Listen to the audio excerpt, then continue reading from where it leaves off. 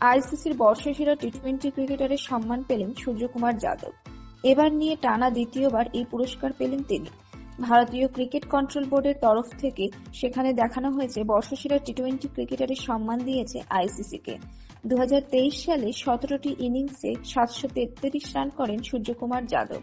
ধ্বংসাত্মক এই ব্যাটটার 4টি হাফ সেঞ্চুরি এবং 2টি সেঞ্চুরি করেন। এদিকে বছরের সেরা টি-20 দল ঘোষণা করল আইসিসি। ভারতীয় দলের তারকা ব্যাটসম্যান সূর্যকুমার যাদবকে অধিনায়ক ঘোষণা করা হলো।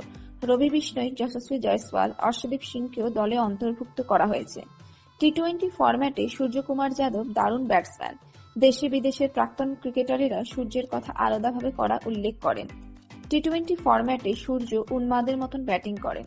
সেই সূর্যকুমার যাদবকে আইসিসি ক্যাপ্টেন বানিয়েছে।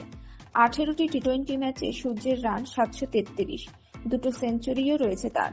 56 বলে দক্ষিণ আফ্রিকার বিরুদ্ধে সেঞ্চুরি রয়েছে সূর্যকুমারের। সেই সূর্যকেই বছরের সেরা টি-20 ক্রিকেটারের সম্মান দেওয়া হলো। এদিকে নিউজিল্যান্ডের ক্রিকেটার রাচিন রবীন্দ্র 2023 সালের আইসিসির উদীয়মান ক্রিকেটারের পুরস্কার পেয়েছেন। তার সঙ্গে দৌড়েছিলেন ভারতের যশস্বী জয়সওয়ালও।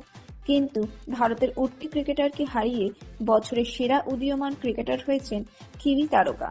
গত বছর 31টি ইনিংসে 911 রান করেন রাচিন রবীন্দ্র, 3টি সেঞ্চুরিও করেন তিনি।